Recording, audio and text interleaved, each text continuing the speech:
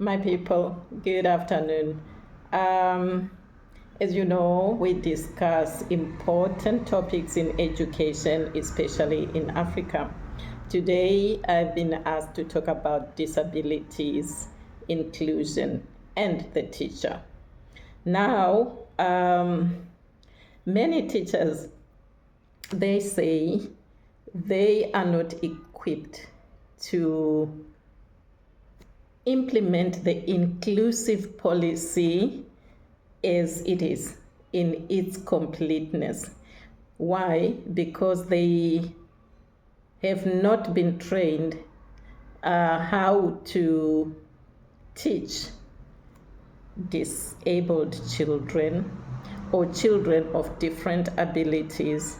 They do not know how to teach a person, a child, a learner who only understands sign language if they have not learned sign language themselves as a teacher. They do not know how to teach a learner who is hard of hearing when they have not been trained how to teach hard of hearing. They do not know how to teach learners with visual disabilities when there are no braille textbooks, and when they don't know, even if they had the braille textbooks, to teach braille. Now, important in this talk today is that talking to the teachers directly, sometimes it is really not about the lesson and what is happening in the lesson. Sometimes it is for the child to know and see and feel that they are recognized, that their disability is nothing that they asked for and they should not be punished for it. Sometimes it is for them to simply know that you recognize their shortcomings, take them into account. While the whole education industry is working towards helping teachers to be able to help children of different abilities, let us do our best as teachers and take these children forward as we wait. I am a disabled person myself, and I was a disabled student in my teachers' classrooms too.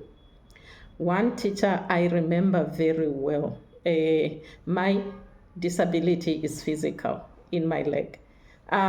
So while all teachers ignored that and expected me to do everything like everyone else, yeah, I was even made to run races against the fastest runners and all that. On the one hand, it made me feel less different. On another hand, it made me question, do they even know what I have? And do they even know how it feels to be competing against the fastest runner when I am the slowest runner, and not because I don't want to run, but because I can't? One teacher sat me down and just said, Philly, I know that you cannot run as fast as everybody. I know that you can't do this as expected. Take this not as a race against the fastest runners, but take it as a physical exercise that will strengthen your leg. And for you, what I only want to see is that you complete this track, the round of the field event. If you finish it after 3 hours, if you finish it in 20 minutes, that is fine. Just do this for me. That changed the game for me.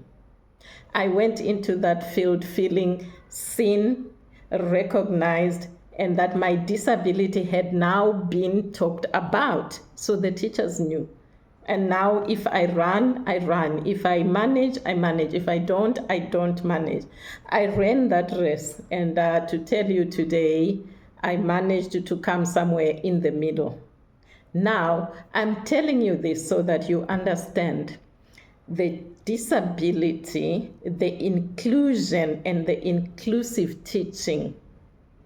Sometimes it just takes you as a teacher to be empathetic and then to talk about it with your disabled or your children of different abilities, and they are fine with it. Now, all other systems, the policies are in place, the resources are lacking. But I know that the education systems in Africa are taking inclusion and disability as a priority. And while you are waiting, teachers, do your best to make your children feel comfortable, seen, and don't hide from talking about disability. Talk about it in a very respectful way. Thank you so much. I love to bring you hot topics in education. See you in the next video.